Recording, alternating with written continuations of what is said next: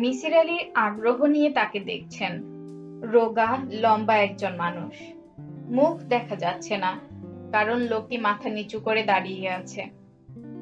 এই গরমেও ফুল হাতা ফ্লালনের শার্ট, ফুল প্যান্টটি চকচকে কাপড়ের তৈরি। শার্টের ধরন দেখে মনে হয় সেকেন্ড হ্যান্ড মার্কেট থেকে কেনা। এ ধরনের শার্টের প্যান্ট ঢাকায় এখন চালু নেই।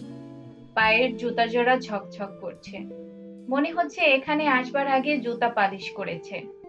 মিসির আলি লোকটির বয়স আন্দাজ করবার চেষ্টা করলেন। 20 থেকে 25-এর মধ্যে হবার কথা। এই বয়সের যুবকদের চেহারায় এক ধরনের আভা থাকে, যৌবনের আভা। এর তা নেই। অল্প বয়সে চুলও পেকেছে বলে মনে হচ্ছে, কানের পাশে রূপলি ছোঁয়া। মিসির আলি বললেন, আপনি কি আমার কাছে এসেছেন? সে জবাব দিতে দেরি করছে, যেন এই প্রশ্নের জবাব তার জানা নেই। মিসির আলি আবার বললেন, আপনি কি আমার কাছে এসেছেন? জি। আপনি মনে হয় আগেও কয়েকবার এসেছিলেন। জি। একবার একটি চিঠি লিখে গিয়েছিলেন, তাই না? লিখেছিলেন সোমবার সন্ধ্যায় আসব। জি স্যার। আমি কিন্তু সোমবার সন্ধ্যায় আপনার জন্য অপেক্ষা করছিলাম, আপনি আসেননি। একটা কাজ পড়ে গিয়েছিল স্যার। লোকটি খুব সহজেই স্যার বলছে, তার মানে ছোট কোনো চাকরি করে। অফিসের প্রায় সবাইকে বোধহয় স্যার বলতে হয়, যে কারণে এটা অভ্যাসে পরিণত হয়েছে। খারাপ অভ্যাস। মিসির আলি বললেন, আপনি কি করেন? সামান্য একটা চাকরি করি। বলার মতো কিছু না। আসুন ভেতরে আসুন। আজ যাই স্যার, আরেকদিন আসবো। মিসির আলি অত্যন্ত অবাক হলেন। এই লোকটি বারবার তার খোঁজে আসছে, চিঠি লিখে যাচ্ছে, আজ দেখা হলো, কিন্তু সে থাকতে চাচ্ছে না। মনের ভেতর বড় রকমের কোনো দ্বিধার ভাব আছে, যা সে কাটাতে পারছে না। মিসির আলি বললেন, আপনি চলে যেতে চাচ্ছেন? চলে যাবেন। কিছুক্ষণ বসে যান। আমার কাছে কেন এসেছেন সেটা বলুন। অন্য আরেকদিন আসবো, সেদিন হয়তো আমাকে পাবেন না। আমি বাসায় খুব কম থাকি, আমার অনেক ঝামেলা। লোকটি খুবই অস্বস্তি নিয়ে ভেতরে ঢুকলো। জুতা জোড়া নিয়ে একটু চিন্তা করছে, খুলে ফেলবে কি ফেলবে না। মিসির আলি লক্ষ্য করলেন লোকটি নিজেই বসার ঘরের দরজা বন্ধ করছে, সিটকিনি লাগানোর চেষ্টা করছে। এটাও হয়তো তার অভ্যাস। সে খুব সম্ভব তার ঘরে ঢুকেই সিটকিনি লাগিয়ে দেয়। তাই যদি হয় তাহলে লোকটি একা থাকে। যে বাড়িতে অনেকগুলি মানুষ থাকে, সে বাড়ির কেউ ঘরে ঢুকেই সিটকিনি লাগানোর অভ্যাস করবে না। মিসির আলি বললেন, এ বাড়ির সিটকিনি লাগানোর একটা বিশেষ কায়দা আছে, আপনি পারবেন না। আপনি বসুন, আমি লাগাচ্ছি। লোকটি বসলো। বসার ভঙ্গি বিনীত, হাত মুঠি করে কোলের ওপরে রাখা। ঈষৎ কুঁজো হয়ে বসেছে। গায়ের রং বেশ ফর্সা। অতিরিক্ত ফর্সা হবার কারণেই বোধহয় চেহারায় খানিকটা মেয়েলি ভাব চলে এসেছে। অবশ্যই এটা জোড়া ভুরু ও পাতলা ঠোঁটের কারণেও হতে পারে। এ ধরনের ছেলেদেরকেই স্কুলে সবাই মেয়ে বলে খ্যাপায়, এবং উঁচু ক্লাসের কিছু বখাটে ছেলে বিশেষ কারণে এদের বন্ধুত্ব কামনা করে। মিসির আলি বললেন, আপনার নাম কি? লোকটি জবাব দিল না। ছোট নিঃশ্বাস ফেলে দৃষ্টি ফিরিয়ে নিল। এখন সে তাকাচ্ছে জানালা দিয়ে। নাম বলতে কি আপনার আপত্তি আছে? জি না। তাহলে নাম বলুন, নাম দিয়েই শুরু করা যাক। আমার নাম রইস উদ্দিন। শুধু রইস উদ্দিন, নাকি রইস উদ্দিনের সঙ্গে অন্য কিছু আছে? মোহাম্মদ রইস উদ্দিন। দেখুন ভাই, আপনি কিন্তু ঠিক নামটা বলছেন না। মিথ্যা কথা বলায় যারা অভ্যস্ত নয়, তারা যখন মিথ্যা বলে তখন তাদের গলা কেঁপে যায়, খুব দ্রুত চোখের পাতা পড়ে এবং খানিকটা ব্লাশ করে। আপনার বেলায় এর সবকটি হয়েছে। আমার ভালো নাম মনির, ডাকনাম টুনু। চা খাবেন? জি স্যার, খাবো। আপনি আরাম করে বসুন, আমি চা বানিয়ে আনছি। ঘরে কাজের কোনো লোক নেই, সব আমাকেই করতে হবে। আপনি আমার কাছে কি জন্য এসেছেন তা এখন বলবেন, না চা খেয়ে বলবেন? স্যার, আমি খুব বিপদে পড়েছি। বিপদে পড়লে লোকজন যায় পুলিশের কাছে, আমার কাছে কেন? আমি তো পুলিশ নই। অন্যরকম বিপদ, আপনি না শুনলে বুঝবেন না, আগে শুনতে হবে। বেশ, শুনছি, তাতে লাভ হবে কি? আপনি অনেকের অনেক সমস্যার সমাধান করেছেন। আমি অনেক কিছু আপনার সম্পর্কে শুনেছি। শুনেছেন, খুব ভালো কথা। কি শুনেছেন জানি না, তবে আপনাকে আগে ভাগেই বলে রাখি, আমার দৌড় খুব সামান্য। আমি অ্যাবনর্মাল সাইকোলজি নিয়ে কিছু পড়াশোনা করেছি, এই পর্যন্তই। মুনির মাথা নিচু করে বসে আছে। কোনো কথা সে শুনছে বলে মনে হচ্ছে না। মিসির আলী বললেন, আপনার বাসা কোথায়? মুনির তার জবাব দিল না, মাথা নিচু করে ফেলল, অর্থাৎ সে তার ঠিকানা জানাতে ইচ্ছুক নয়। মিসির আলী চা বানাতে গেলেন। ঘরে কোনো খাবার নেই, বিস্কিট টিস্কিট জাতীয় কিছু দিতে পারলে ভালো হতো। লোকটি ক্ষুধার্ত, হয়তো অফিস শেষ করে সরাসরি চলে এসেছে, কিছু খাওয়া হয়নি, কিংবা বিকেলে কিছু খাবার মতো সামর্থ্য নেই। এটি হয় স্বাভাবিক। নিম্ন আয়ের মানুষরা এ দেশে পশুর জীবন যাপন করে। মিসির আলী চা নিয়ে বসার ঘরে ঢুকে চমকে উঠলেন, কেউ নেই, দরজা ভেজানো। লোকটি এক ফাঁকে উঠে চলে গিয়েছে। নিঃশব্দ প্রস্থান যাকে বলে। মিসির আলী হেসে ফেললেন। এ জীবনে তিনি অনেক বিচিত্র মানুষ দেখেছেন, তাদের অদ্ভুত আচার আচরণের সঙ্গে তিনি পরিচিত। এই লোকটির প্রস্থান ঘটনা হিসেবে তেমন অদ্ভুত নয়, তবুও বেশ মজার। তবে নিঃশব্দ প্রস্থানের এই ঘটনার ব্যাখ্যা বেশ সরল। লোকটি যে বিপদের কথা বলতে এসেছিল, শেষ মুহূর্তে ঠিক করেছে তা সে বলবে না। এরকম মনে করারও অনেকগুলি কারণ হতে পারে। প্রথম কারণ, সম্ভবত মিসির আলীকে দেখে তার আশাভঙ্গ হয়েছে, মনে হয়েছে এই লোকটিকে দিয়ে কাজ হবে না। দ্বিতীয় কারণ, বিপদটা এমন শ্রেণীর যা বলার মতো মনের জোর তার নেই। স্যার, আসবো? মিসির আলী চমকে উঠলেন। লোকটি ফিরে এসেছে, যেন সে বড় ধরনের অপরাধ করে এসেছে। এ অপরাধের জন্য সে লজ্জিত, অনুতপ্ত। কোথায় গিয়েছিলেন? আপনার জন্য এক প্যাকেট সিগারেট আনতে গিয়েছিলাম। বেশি কিছু দেবার সামর্থ্য স্যার আমার নেই, আমি দরিদ্র মানুষ। তিনি হাত বাড়িয়ে সিগারেটের প্যাকেট নিলেন। Benson and Hedges.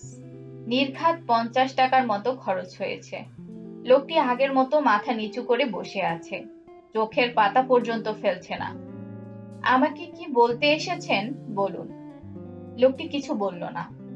Misir Ali cigarette ধরিয়ে হালকা স্বরে বললেন, যদি বলতে না চান বলার দরকার নেই। আসুন অন্য কোনো বিষয় নিয়ে আলাপ করি। গরম কেমন পড়েছে বলুন। খুব গরম পড়েছে স্যার। এই প্রচন্ড গরমে ফ্লালনের শার্ট গায়ে দিয়েছেন কেন? আপনার গরম লাগছে না? আমার আর কোনো ভালো শার্ট নেই, আমি দরিদ্র। দরিদ্র হওয়াতে লজ্জাবোধ করার কিছু নেই, ধনী ব্যক্তিদের বরং লজ্জিত হওয়া উচিত। আপনার চাটা মনে হচ্ছে ঠান্ডা হয়ে গেছে, গরম করে আনবো? জি না। লোকটি ঠান্ডা চায়ের কাপে চুমুক দিতে লাগলো, যেন সে একটি অপ্রিয় দায়িত্ব পালন করছে। আপনি কি আমাকে সত্যি সত্যি কিছু বলবেন? জি স্যার, বলবো। বলুন। মুনির চুপ করে আছে। ইনহেভিশন বলে একটা ব্যাপার আছে, এটা হচ্ছে তাই। প্রথম বাধাটি সে কাটিয়ে উঠতে পারছে না। মিসির আলীর মনে হলো লোকটি নিঃসঙ্গ প্রকৃতির, একা একা থাকে, মানুষের সঙ্গে কথা বলার অভ্যেস নাই। যা সে বলতে চায় তা বলার জন্য তাকে প্রচুর সাহস সঞ্চয় করতে হবে। মিসির আলী তাকে সময় দিলেন। বাইরে সন্ধ্যা নামতে শুরু করেছে, আকাশ থমথমে, দূরে বিদ্যুৎ চমকাচ্ছে। ঝড় আসবে সম্ভবত। আসুক, এই গরম আর সহ্য করা যাচ্ছে না। ইচ্ছা করছে কোনো একটা পুকুরে গলা পর্যন্ত ডুবিয়ে বসে থাকতে। ঘর অন্ধকার, বাতি জ্বালানোর দরকার। মিসির আলী বাতি জ্বালালেন না। ইনহেভিশন কাটানোর জন্য অন্ধকার একটা চমৎকার জিনিস। মুনির মূর্তির মতো বসে আছে। সে এবার ছোট একটি নিঃশ্বাস ফেলে মৃদু স্বরে কথা বলা শুরু করলো। তার গলার স্বর মিষ্টি, শুনতে ভালো লাগে। গলার স্বরে কোথাও যেন একটি ধাতব চরিত্র আছে। মেয়েদের গলার স্বরে তা মানিয়ে যায়, পুরুষদের সঙ্গে ঠিক মানায় না। আমার ডাক নাম টুনু। আমার একটা ছোট বোন ছিল, ওর নাম ছিল নুটু। টুনু উল্টো করলে নুটু। বাবা এই নাম রাখলেন কারণ তার স্বভাব ছিল আমার একেবারে উল্টো। আমি ছোটবেলা থেকেই খুব শান্ত প্রকৃতির, কারো সঙ্গে তেমন কথাবার্তা বলতাম না। কেউ ধমক দিয়ে কিছু বললে সঙ্গে সঙ্গে কেঁদে ফেলতাম। আর নুটু ছোটবেলা থেকেই হইচই স্বভাবের মেয়ে। আমাদের বাড়ির সঙ্গে লাগোয়া একটা জাম গাছ ছিল। নুটু ওই জাম গাছ বেয়ে ছাদে উঠে যেতে পারত। আমাদের বাড়িটা ছিল পুরনো ধরনের। ছাদে ওঠার কোনো সিঁড়ি ছিল না, ছাদে কোনো রেলিং ছিল না। বর্ষাকালের ভেজা ছাদে সে দৌড়াতো, লাফালাফি করত, কারোর কোনো কথা শুনতো না। আমার মা এই জন্যে তাকে খুব মারধর করতেন, তাতে কোনো লাভ হতো না। শেষ পর্যন্ত এক বর্ষাকালে আমার মা কাঠ মিস্ত্রি লাগিয়ে জাম গাছটা কেটে ফেললেন। এই পর্যন্ত বলতেই মিসির আলী তাকে থামিয়ে দিয়ে বললেন, আপনি নিতান্তই পারিবারিক গল্প শুরু করেছেন। আপনার যে সমস্যা তা তো আমার মনে হচ্ছে বর্তমান সময়ের সমস্যা। শৈশব থেকে শুরু করেছেন কেন বুঝতে পারছি না। এর কি দরকার আছে? জি স্যার, আছে। বেশ, বলুন। আমাদের বাসা ছিল নেত্রকোনায়। বাবা ছিলেন নেত্রকোনা কোর্টের উকিল। তার খুব পসার ছিল। সকালবেলা এবং সন্ধেবেলায় আমাদের বাংলা ঘরে মক্কেল বসে থাকতো। কেউ কেউ রাতে থাকতো। তাদের জন্য আলাদা থালাবাটি ছিল, গামছা ছিল, খড়ম ছিল। মামলা করতে মহিলারাও আসতেন। তাদের জায়গা হতো ভেতরের বাড়িতে। ভেতরের বাড়িতে তাদের জন্যও আলাদা ঘর ছিল। আমরা ভাই বোন বাবার দেখা পেতাম না বললেই হয়। আমাদের সঙ্গে কথা বলার মতো অবসর তার ছিল না। তবে রাতে ঘুমাবার সময় আমাদের দুই ভাই বোনকে দুপাশে নিয়ে ঘুমাতেন। অর্ডার দিয়ে বিশাল একটা খাট বানিয়েছিলেন, রেলিং ঘেরা খাট। আমরা যাতে গড়িয়ে পড়ে যেতে না পারি সেই ব্যবস্থা। বাবা আমাদের দুজনের পা তার গায়ের উপর তুলে দিয়ে ঘুমোতেন। তার ঘুমও ছিল খুব সজাগ। আমরা কেউ পা নামিয়ে ফেললে তিনি সেই পা আবার তুলে দিতেন। বাবা খুব খরচে স্বভাবের মানুষ ছিলেন। আমার মনে আছে, আমাদের দু ভাই বোনের একসঙ্গে আকিকা হয়। আমার বয়স তখন 9, নুটুর 7। আকিকা উপলক্ষে নেত্রকোনা শহরের প্রায় সবাইকে তিনি নিমন্ত্রণ করেন। দুপুর 12টা থেকে খাওয়া শুরু হলো, চলল রাত 12টা পর্যন্ত। রান্নার জন্য ডেকচি আর বাবুর্চি আনা হয়েছিল ময়মনসিংহ থেকে। শম্ভুগঞ্জ থেকে এসেছিল হালুইকার। আমার মনে আছে, সারাদিন বাবা অত্যন্ত হৃষ্ট চিত্তে ছোটাছুটি করলেন। নিমন্ত্রিত অতিথিদের বললেন, মাঘ মাসে গ্রামের বাড়িতেও একটা অনুষ্ঠান করবেন। গ্রামের লোকদের বঞ্চিত করার কোনো মানে হয় না, ওরা মনে কষ্ট পাবে। টাকা পয়সা তো খরচের জন্যেই। আকিকা উপলক্ষে আমাদের নাম বদলে গেল। আমার নাম হলো মনিরুল ইসলাম চৌধুরী, আর নুটুর নাম হলো ফুলেশ্বরী। নাম নিয়ে খুব আপত্তি উঠল। মাওলানা সাহেব বললেন, এটা হিন্দু নাম, হিন্দু নাম রাখা যাবে না। বাবা বললেন, নামের আবার হিন্দু মুসলমান কি? এইটা আমার খুব পছন্দের নাম, এই নামই রাখতে হবে। আপনি আপত্তি করলে অন্য কাউকে ডাকি। মাওলানা সাহেব আপত্তি করলেন না। আমরা অসংখ্য বিচিত্র ধরনের উপহারের সঙ্গে নতুন নাম পেলাম। উপহার দিয়ে বাংলা ঘরের একটা বিশাল চৌকি ভর্তি হয়ে গেল। পিতলের কলসি, ছাতা, কাঁসার বাসন, গায়ের চাদর, এইসব ছিল উপহার। বাবা আকিকার পর পর ঘোষণা করলেন, এখন থেকে এদের ডাক নামে কেউ ডাকবে না, যদি কেউ ডাকে কঠিন শাস্তি হবে। আমি ক্লাস 9-এ পড়বার সময় বাবা মারা গেলেন। স্কুল থেকে এসে শুনি বাবা অসুস্থ। সকাল সকাল কোর্ট থেকে চলে এসেছেন, শুয়ে আছেন তার বিশাল খাটে, মশারি ফেলা। বাবা উহ আহ করছেন। বাবার মাথার পাশে ঘোমটা দিয়ে মা বসে আছেন। বাবার বন্ধু ইদ্রিস চাচা বসে আছেন চেয়ারে, তার হাতে পানের বাটা। তিনি একটু পর পর পান মুখে দিচ্ছেন, ইদ্রিস চাচা বললেন, পেটের নিচে বালিশ দিয়ে উপুর হয়ে শুয়ে থাকো। এটা হচ্ছে অম্বলের ব্যথা, বদহজম থেকে হয়েছে। নিবারণকে খবর দিয়েছি, এসেই ব্যথা নামিয়ে ফেলবে। নিবারণ হচ্ছেন তখনকার নেত্রকোনার খুব নামী কবিরাজ। তার পসার ছিল সরকারি হাসপাতালের ডাক্তার সাহেবের চেয়েও অনেক বেশি। নিবারণ কাকা এসে 1 চামচ আনন্দ ভৈরব রস খাইয়ে দিলেন। আনন্দ ভৈরব রস তাৎক্ষণিকভাবে তৈরি করতে হয়। বিস্তর আয়োজন করে জিনিসপত্র জোগাড় করা হলো। হিন্টুল 1 তোলা, গোলমরিচ 1 তোলা, সোহাগা 1 তোলা, পিপুল চূর্ণ 1 তোলা, জিরক চূর্ণ 1 তোলা এবং শোধিত মিঠা বিষ 1 তোলা। আনন্দ ভৈরব রস খাওয়াবার 5 মিনিটের মধ্যেই বাবার পেটে ব্যথা অনেকখানি কমে গেল। কিছুক্ষণের মধ্যে ঘুমিয়ে পড়ল। রাত 11টার দিকে তার ঘুম ভাঙল। তীব্র ব্যথায় তার শরীর কাঁপছে। তিনি কয়েকবার বমিও করলেন। ফুলেশ্বরীকে ডেকে বললেন, ওরে বেটি, মরে যাচ্ছি রে, আমার শেষ সময়। একজন এমবিবিএস ডাক্তারকে ডেকে আনা হলো। ডাক্তার গম্ভীর হয়ে বললেন, এটা তো অ্যাপেন্ডিসাইটিস, খুবই খারাপ অবস্থায় আছে, এই মুহূর্তেই অপারেশন দরকার। অপারেশন করতে পারেন সরকারি হাসপাতালের ডাক্তার, তাও হাসপাতালে সব ব্যবস্থা আছে কিনা কে জানে। সরকারি ডাক্তারের খোঁজে লোকজন ছুটে গেল। তারা ফিরে এলো মুখ শুকনো করে। সরকারি হাসপাতালের ডাক্তার সাহেব 1 ঘন্টা আগে ময়মনসিংহ রওনা হয়ে গেছেন। বাবা মারা গেলেন রাত 1:25। মুনির থামলো। পকেট থেকে রুমাল বের করে কপালের ঘাম মুছল। ক্লান্ত গলায় বলল, স্যার, 1 গ্লাস পানি দিতে পারেন? মিসির আলী পানি এনে দিলেন। তার ধারণা ছিল মুনির তৃষ্ণার্তের মতো পানির গ্লাসটি শেষ করবে। তা সে করল না। 2 চুমুক দিয়ে রেখে দিল। মুখ বিকৃত করল, যেন তিক্ত স্বাদের কিছু মুখে চলে গিয়েছে।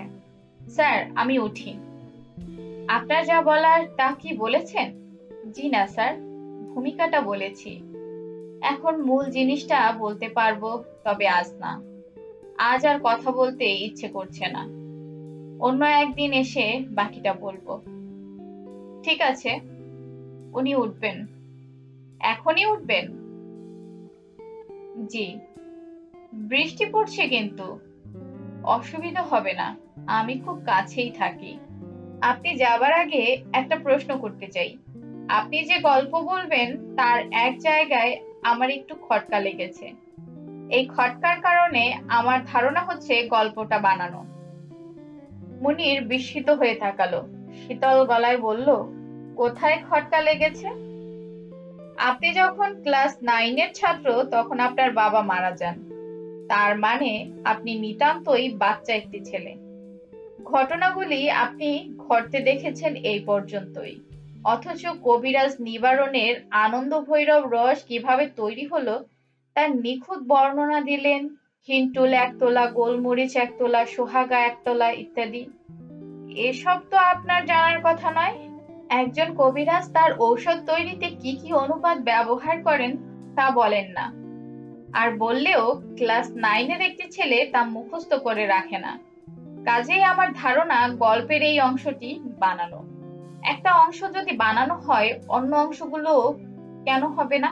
মুনির ছোট একটা নিঃশ্বাস ফেলে বলল, বাবার মৃত্যুর পর সবার ধারণা হয়েছিল কবিরাজ নিবারণ কাকুর ঔষধ খেয়ে এটা হয়েছে। সবাই নিবারণ কাকুকে চেপে ধরলো। তিনি অসংখ্যবার বললেন কোন কোন অনুপান দিয়ে তার এই ঔষধটি তৈরি হয়েছে। সেই জন্যই নামগুলি মনে গেঁথে আছে। এখন কি আপনার কাছে মনে হচ্ছে আমি সত্যি কথা বলছি?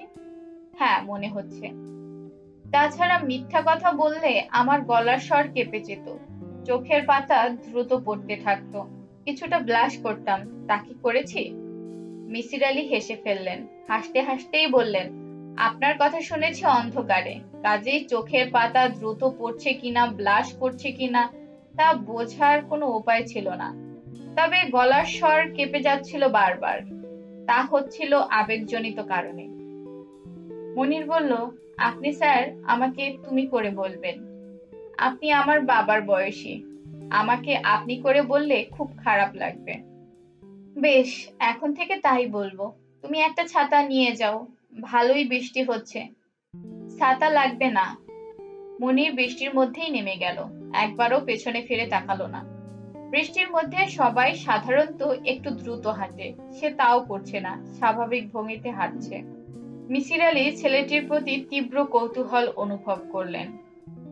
মিসির আলি ভেবেছিলেন পরদিনই আবার আসবে। সন্ধ্যাবেলা তার একটা বিয়ের দাওয়াত ছিল, সেখানে গেলেন না। কিছু খাবার আনিয়ে রাখলেন, অভুক্ত একটি মানুষকে শুধু এক কাপ চা যেন না দিতে হয়। সে এলো না, তার পরের দিনও না। দেখতে দেখতে এক সপ্তাহ পার হয়ে গেল। মিসির আলির বিস্ময়ের সীমা রইল না। ছেলেটির তার কাছে না আসার কোনো কারণ নেই। সে জরুরি কিছু বলতে চায়। তার একজন ভালো শ্রোতা দরকার। ভালো শ্রোতার দায়িত্ব তিনি পালন করেছেন এবং প্রমাণও করেছেন যে তিনি অত্যন্ত মনোযোগী শ্রোতা। তাহলে সমস্যাটা কোথায়? তিনি ছেলেটির গল্প নিয়েও বেশ চিন্তা ভাবনা করেছেন। ছেলেটি বেশ চমৎকার ভঙ্গিতে স্মৃতিচারণা করেছে, কিন্তু একজনকে বাদ দিয়ে। সে তার মা সম্পর্কে কিছুই বলেনি। ভদ্রমহিলা জাম গাছটা কাটিয়ে ফেলেছেন, এইটুকুই শুধু বলা হয়েছে, এর বেশি না। মা সম্পর্কে তার অস্বাভাবিক নীরবতার কারণ কি হতে পারে? একমাত্র কারণ, মাকে সে পছন্দ করছে না। স্মৃতিকথা বলার সময় যাকে আমরা পছন্দ করি না তার সম্পর্কে কটু কথা বলি। এই ছেলে তাও করছে না, কারণ মাকে সে এককালে পছন্দ করত, এখন করছে না। কেন করছে না সেই সম্পর্কেও মিসির আলি অনেক ভাবলেন। মোটামুটি ভাবে একটা ঘটনা সাজালেন। ঘটনা এরকম দাঁড়ালো, উকিল সাহেবের মৃত্যুর পর খুব সম্ভব এই পরিবারটি গভীর সমুদ্রে পড়ল। দেখা গেল উকিল সাহেব তার জীবনে আয়ের চেয়ে ব্যয়ই বেশি করেছেন। শহরে তার প্রচুর দেনা। তার আত্মীয় স্বজন যারা তিনি জীবিত থাকা অবস্থায় বিশেষ পাত্তা পায়নি, তারা মাথাচাড়া দিয়ে উঠল। সম্পত্তির বিলি ব্যবস্থা নিয়ে তাদেরকে বিশেষ চিন্তাযুক্ত মনে হতে লাগলো। উকিল সাহেবের স্ত্রী ছিলেন অত্যন্ত রূপবতী, এটা ধরে নেওয়া যেতে পারে, কারণ ছেলেটি সুন্দর। মেয়েটি নিশ্চয়ই সুন্দরী, কারণ তার বাবা খুব আগ্রহ করে মেয়ের নাম রেখেছে ফুলেশ্বরী। যাই হোক, অত্যন্ত রূপবতী একজন মহিলার জন্য অনেকেরই আগ্রহ দেখা গেল। তেমনি একজনকে ভদ্রমহিলা বিয়ে করে ফেললেন। ছেলেটির এ কারণেই মায়ের সম্পর্কে নীরব। জিজ্ঞেস না করলে সে হয়তো তার মার দ্বিতীয় বিবাহ সম্পর্কে কিছুই বলবে না। মিসির আলি ছেলেটিকে নিয়েও ভাবলেন। একটা নিঃসঙ্গ ভাবুক ধরনের ছেলে, যার উপর অনেক ঝড়ঝাপটা গিয়েছে এবং এখনো যাচ্ছে। ছেলেটি বুদ্ধিমান, বিচার বিশ্লেষণ করতে পারে, তবে তিনি তার মূল সমস্যা সম্পর্কে কোনো ধারণা করতে পারলেন না।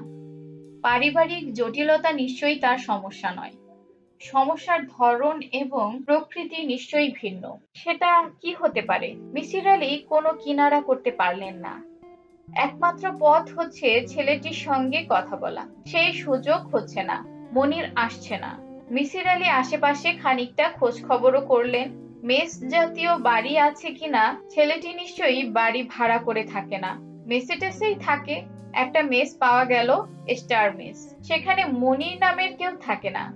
দুটো সস্তার হোটেলেও তিনি খোঁজ করলেন, মনির নামের কোনো ছেলের সন্ধান কেউ দিতে পারল না। ইস্টার্ন মার্কেন্টাইলের ঠিকানা জোগাড় করে টেলিফোনে মনিরের খবর জানতে চেষ্টা করলেন। তারা বলল মনির নামের কেউ এখানে কাজ করে না। মনির কি মিথ্যা ঠিকানা দিল? প্রতিটি কথাই কি তার মিথ্যা? পুরোপুরি সত্যি বলা যেমন কঠিন, আবার পুরোপুরি মিথ্যা বলাও কঠিন। এই কঠিন কর্ম মনির মনে হচ্ছে বেশ সহজভাবেই করেছে। মিসির আলি বিরক্তি মেশানো কৌতূহল নিয়ে তার জন্য অপেক্ষা করতে শুরু করলেন। মনির আর এলো না। বেশ কটা মাস কেটে গেল। আষাঢ় মাস। জলবায়ুর নিয়ম কানুন পাল্টে গেছে। এক ফোঁটা বৃষ্টি নেই, সারাদিন ঝাঁঝা রোদ থাকে। রাতে ভ্যাপসা গরম, জীবন অতিষ্ঠ। আজ এই প্রথম বৃষ্টি বৃষ্টি ভাব দেখা দিয়েছে। আকাশ মেঘলা। রাজ্যের ব্যাঙ গলা ফুলিয়ে ডাকাডাকি করছে। তাদের উৎসাহ দেখে মনে হয় বৃষ্টি নামতে দেরি নেই।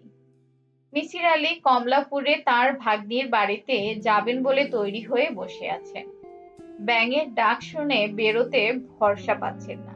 সঙ্গে ছাতা নেই, বৃষ্টি পড়লে যন্ত্রণার মধ্যে পড়তে হবে। অবশ্যই বৃষ্টি যে হবেই এরকম মনে করারও কোনো কারণ নেই। নিম্ন শ্রেণীর কীট পতঙ্গ আবহাওয়ার খোঁজ খবর ভালো রাখলেও আজকাল তারাও ভুল করছে। তবে আজ বোধহয় ভুল করেনি। আকাশ ক্রমেই কালিবর্ণ হচ্ছে, বাতাস ছাড়তে শুরু করেছে। একমাত্র ভয় বাতাস বোধহয় মেঘ উড়িয়ে নিয়ে যাবে। স্যার, আসবো? মিসির আলি চমকে তাকালেন। মুনির এসেছে। নিঃশব্দে দরজা ঠেলে ভিতরে ঢুকে পড়েছে। তার চেহারার কোনো পরিবর্তন হয়নি, তবে খানিকটা রোগা হয়েছে। চুল ছোট ছোট করে ছাঁটা, চোখের নিচে কালি পড়েছে। ঘুমের অসুবিধা হলে এরকম হয়। ছেলেটি আবার বলল, স্যার, আসবো? এসেই তো পড়েছো, আবার জিজ্ঞেস করছো কেন? আমাকে চিনতে পারছেন? না পারার তো কোনো কারণ দেখছি না। তোমার নাম মনির, ডাকনাম টুনু। তোমার ছোট বোনের নাম নুটু, ভালো নাম ফুলেশ্বরী। মনির হেসে ফেলল। মিসির আলি বললেন, আমি ধরে নিয়েছিলাম তুমি আর আসবে না। প্রথমে এসেছিলে চৈত্র মাসের 20 তারিখে, আজ আষাঢ়ের 3য় দিন। মাঝখানে কটা মাস চলে গেছে। মনির জবাব দিল না। টেবিলের উপর সিগারেটের প্যাকেটটা রাখলো। আজও সে বিদেশি এক প্যাকেট সিগারেট নিয়ে এসেছে। মিসির আলি প্যাকেট খুলে সিগারেট ধরালেন।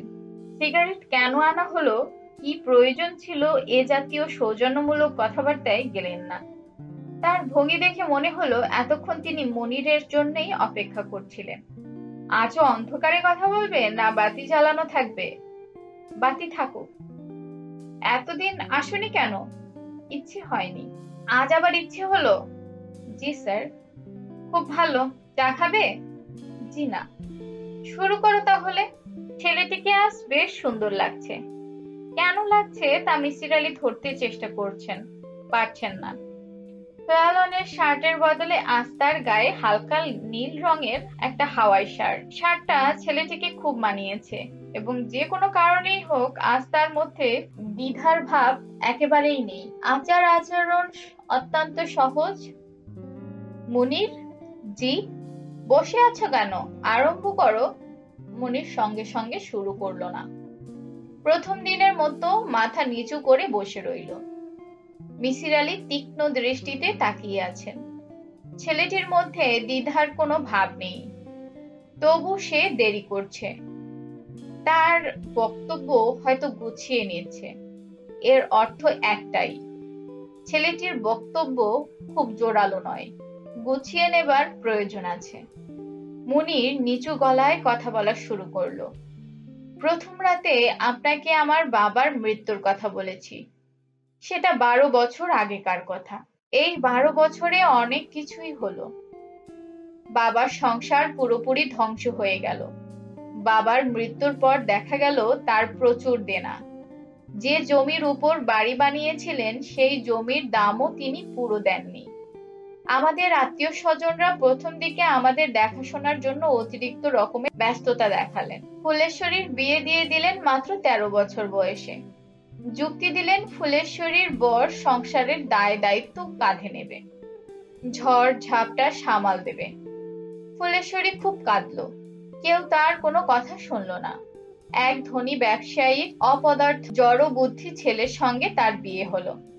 মুনির দম নেবার জন্যে থামতেই মিসির আলি বললেন, তোমার মার প্রসঙ্গে তো তুমি কিছুই বলছো না। উনি কি দ্বিতীয়বার বিবাহ করেছিলেন? জি না। বাবার মৃত্যুর 2 বছরের মাথায় মা মারা যান। ও আচ্ছা। আপনি মার দ্বিতীয়বার বিয়ের কথা কেন জিজ্ঞেস করলেন? এমনি জিজ্ঞেস করছি, কোনো কারণ নেই। বলেই মিসির আলি একটু লজ্জা পেলেন। কারণ ছাড়া এই পৃথিবীতে কিছুই ঘটে না, অথচ তিনি কারণের ব্যাপারটি অস্বীকার করলেন। তারপর কি হলো বলো? এই সময় আমার বাড়ি পালানোর রোগ হলো। টাকা পয়সা কিছু জোগাড় করতে পারলেই বাড়ি থেকে পালিয়ে যেতাম। টাকা পয়সা শেষ হলে আবার ফিরে আসতাম। বাড়ি পালানোর কারণে নানান ধরনের মানুষের সঙ্গে মেশবার আমার সুযোগ হয়েছে।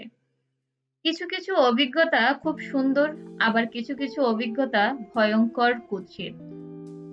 কিছুদিন একটা যাত্রা দলের সঙ্গে ছিলাম। আমার চেহারা তখন খুব সুন্দর ছিল। এই চেহারার সম্বল করে একটি নারী চরিত্রে অভিনয় করতাম, যদিও সেই যাত্রা দলে অনেকগুলি মেয়ে ছিল।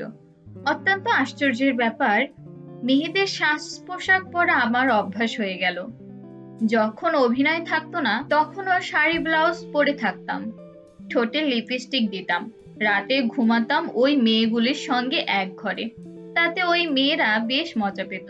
যাত্রা দলের পুরুষদের অনেকেই এইসব মেয়েদের সঙ্গে রাত্রি যাপন করত। মজার ব্যাপার হচ্ছে ওরা আমাকেও কামনা করত। তুমি কদিন ছিলে ওদের সঙ্গে? প্রায় 2 বছর। চলে এলে কেন? একটা ভুল তো মানুষ দীর্ঘদিন করতে পারে না। এক সময় না এক সময় তার জ্ঞান হয়, সে বুঝতে পারে। তা ঠিক, তারপর বলো। ভূমিকা আমি প্রায় শেষ করে এনেছি। এখন আমি বর্তমান অবস্থাটা একটু বলেই কি জন্য আপনার কাছে এসেছি তা বলবো। আমি আগেই আপনাকে বলেছিলাম যে ইস্টার্ন মার্কেন্টাইলে টাইপিস্টের চাকরি করি, থাকি একটা বাসায়। বিনিময়ে এদের কিছু কাজকর্ম করে দেই। ওদের ছোট বাচ্চাদের রাতের বেলা পড়াই। থাকা এবং খাওয়া আমার এইভাবেই চলে। ঘুমাই 3 তলার একটি খুপড়ি ঘরে। 3 তলা পুরোপুরি তৈরি হয়নি। 2টো ঘর ওঠার পর বাড়িওয়ালা কাজ বন্ধ করে দিয়েছেন। ঘর দুটোতে ছাদ নেই, কারণ পুরোটা তৈরি হলে ছাদ ঢালাই হবে। উপরের টিন দিয়ে ছাদের কাজ চলছে। একটি ঘরে আমি থাকি, অন্য ঘরটিতে বাড়ি তৈরির সরঞ্জাম, সিমেন্টের বস্তা, রড, এইসব। এই ঘরটি থাকে তালাবদ্ধ। ছাদের ঘর দুটোতে বাথরুমের কোনো ব্যবস্থা নেই, কাজেই বাথরুমের প্রয়োজন হলে আমাকে যেতে হয় 1 তলার সার্ভেন্টস বাথরুমে। ওই বাড়িতে এই সামান্য সমস্যা ছাড়া অন্য কোনো সমস্যা আমার ছিল না। বলা যেতে পারে আমি খুব সুখেই ছিলাম। বেতনের টাকার কিছুটা জমাই, কিছু পাঠাই আমার বোন ফুলেশ্বরীকে। বিএ ক্লাসের বইপত্র জোগাড় করেছি। এখন একটা কলেজে নাম লিখিয়েছি, যেখানে ক্লাস না করলে অসুবিধা হবে না। যথাসময়ে বিএ পরীক্ষার্থী হিসেবে নিয়মিত পরীক্ষায় বসা যাবে। তুমি তাহলে আইএ পর্যন্ত পড়াশোনা করেছো? জি স্যার। যাত্রা দল থেকে বের হয়ে এসে আমার বড় চাচার বাড়িতে চলে যাই। ম্যাট্রিক এবং আইএ তার কাছে থেকেই পাশ করি। উনি খুবই দরিদ্র মানুষ, আমাকে আর পড়ানোর সামর্থ্য তার ছিল না। তোমার রেজাল্ট কেমন হয়েছিল? খুবই ভালো। 4টা লেটার নিয়ে ম্যাট্রিক পাশ করি। আইএতে মেরিট স্কলারশিপ পাই। ইস্টার্ন মার্কেন্টাইলে আমার চাকরি হয় আমার রেজাল্টের জন্য। তখন আমি টাইপিং জানতাম না, অথচ আমাকে টাইপিস্টের পোস্টে নেওয়া হয়। অন্য পোস্ট খালি ছিল না। তারপর বলো। মুনির চুপ করে রইল। মিসির আলী বললেন, একটা ইন্টারভেল হলে কেমন হয়? এসো 1 কাপ চা খেয়ে তারপর শুরু করি। জি আচ্ছা। চায়ের সঙ্গে আর কিছু খাবে? ভালো কেক আছে। আমি শুধু চাই খাবো। মিসির আলী চা নিয়ে এসে দেখলেন ঘরের বাতি নেভানো। মুনির অন্ধকারে বসে আছে। মিসির আলী কিছু বললেন না, চায়ের কাপ এগিয়ে দিলেন। মুনির নিঃশব্দে চায়ের কাপ শেষ করে কথা বলতে শুরু করলো। ঘটনাটা ঘটলো 1 বছর আগে ভাদ্র মাসে। আমার অনিদ্রা রোগ আছে। বিছানায় শোয়া মাত্র ঘুমাতে পারি না। অনেক রাত পর্যন্ত জেগে থাকতে হয়। যে রাতের কথা বলছি সে রাতে অসহ্য গরম পড়েছিল। আমি অনেকক্ষণ ছাদে হাঁটাহাঁটি করলাম। ছাদও তেতে আছে, 1 ফোঁটা বাতাসও নেই। একটা ভেজা গামছা গায়ে জড়িয়ে রাত 1টা পর্যন্ত ছাদের রেলিংয়ে বসে রইলাম। তখন একটু ঝিমুনির মতো ধরলো। বিছানায় এসে শুয়েছি, হাত পাখা দিয়ে হাওয়া করছি। হঠাৎ পাশের ঘরে শব্দ হতে লাগলো। আমি বেশ অবাকই হলাম, কারণ পাশের ঘর তালাবদ্ধ। আমার ঘর থেকে পাশের ঘরে যাওয়ার একটা দরজা আছে, কিন্তু সেই দরজা ভেতর থেকে বন্ধ। প্রথম ভাবলাম ইঁদুর কিংবা বিড়াল, কিন্তু শব্দ শুনে মনে হচ্ছে না ইঁদুর বিড়ালের শব্দ, যেন অনেক মানুষ ঘরের মধ্যে আটক। আমাকে তাদের ফিসফিস কথা কিছু কিছু শোনা যাচ্ছে, পরিষ্কার বোঝা যাচ্ছে না।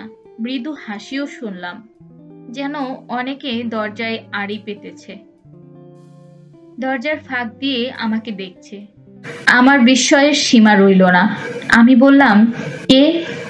সঙ্গে সঙ্গে সব শব্দ থেমে গেল। চারদিক আগের মতো নীরব। আমি উঠে বসলাম। ঘর অন্ধকার। আমি কৌতূহল মেটাবার জন্যেই পাশের ঘরের দরজায় হাত রাখলাম। দরজা খুলে গেল। ঘরের ভেতরে আবছা আলো। সেই আলোয় ঝাপসাভাবে সবকিছু চোখে পড়ে, আবার অনেক কিছু চোখেও পড়ে না। আমি ঘরের ভেতর ঢুকলাম, তখনই নিচে নামার একটা সিঁড়ি চোখে পড়ল। খুবই অস্বাভাবিক ব্যাপার। ঘরের ভেতর সিঁড়ি আসবে কেন? অবস্থা এমন দাঁড়িয়েছে যে আমি পরিষ্কার কিছু চিন্তা করতে পারছি না। সব কেমন জট পাকিয়ে গেছে,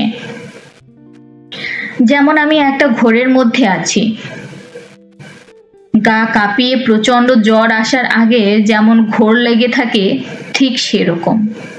নিজেই বুঝতে পারছি না যে আমি সিঁড়ি দিয়ে নামতে শুরু করে দিয়েছি। সব শেষ সিঁড়িটা পার হবার পর আমার ঘোর কেটে গেল। আমি পুরোপুরি একজন সুস্থ ও স্বাভাবিক মানুষ। তবে এই সময়ের মধ্যে কিছু একটা ঘটে গেছে, কারণ আমি আর সেই আমি নই। আমি ঢাকা শহরেও নেই।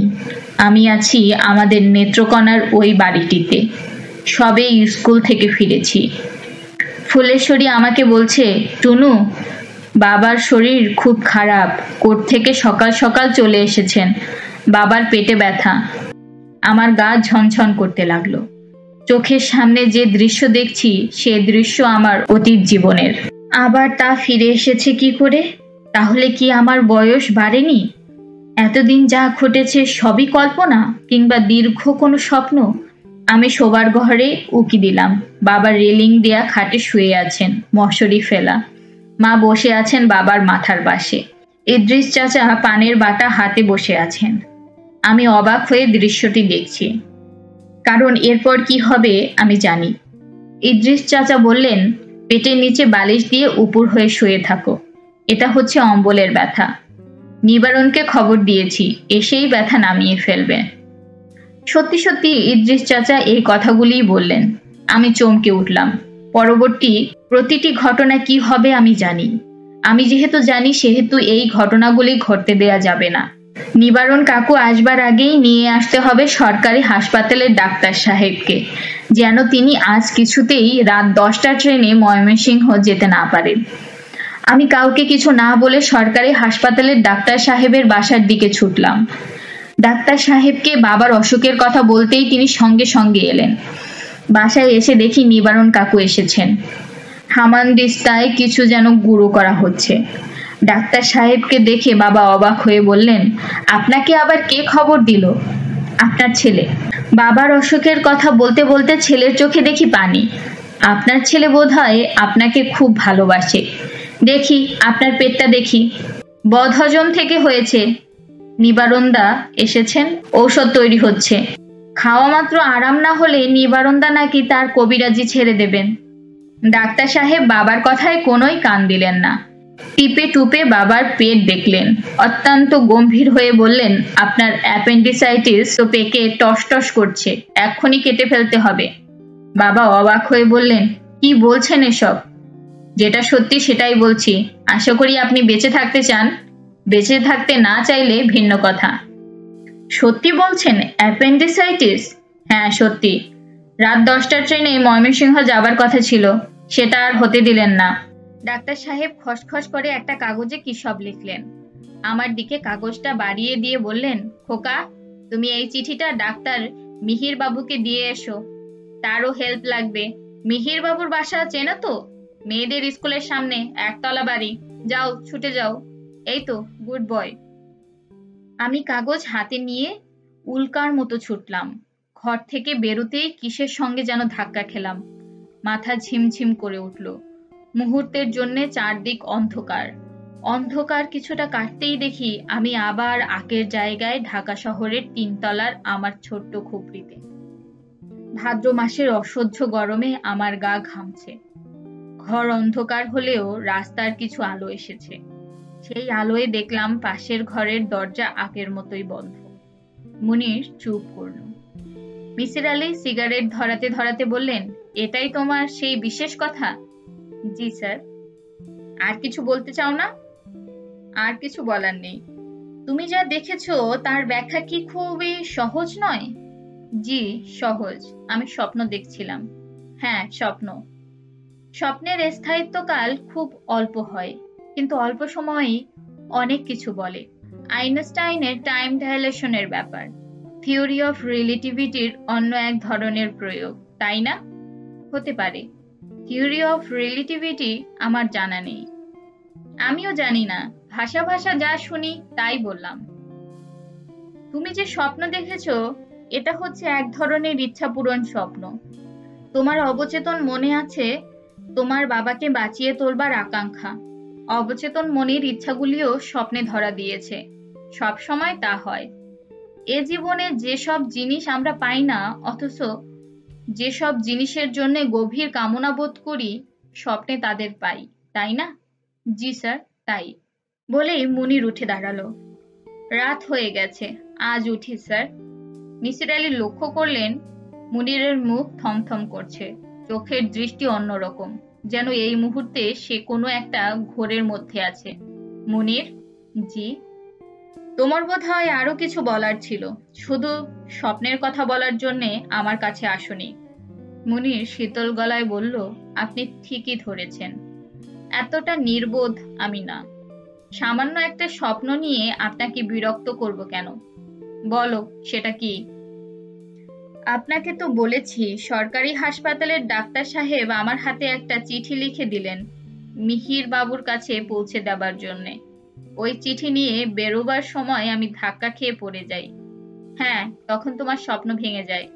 জি স্যার। এবং আমি দেখি চিঠিটা আমার হাতে তখনও আছে। কি বলছো তুমি? আমি চিঠিটা আপনার জন্য নিয়ে এসেছি। মিসির আলী অবাক হয়ে তাকিয়ে রইলেন। মুনির চিঠিটা টেবিলের উপর রাখলো, মৃদু স্বরে বলল, রাত হয়ে যাচ্ছে, আমি যাই। তুমি যে কত বড় একটা অসম্ভব কথা বলছো তা কি তুমি জানো? জানি স্যার। মুনির বেরিয়ে গেল। মিসির আলী চিঠি হাতে নিলেন। তার কপালে বিন্দু বিন্দু ঘাম। ছেলেটি যা বলছে সবই কি বিশ্বাসযোগ্য? নিশ্চয়ই না। সে চমৎকার গুছিয়ে মিথ্যে বলতে পারে। ইস্টার্ন মার্কেন্টাইলে চাকরির ব্যাপারটা মিথ্যা। তিনি খোঁজ নিয়েছেন। এই মিথ্যাটা সে হয়তো নিজেকে আড়াল করবার জন্য বলছে।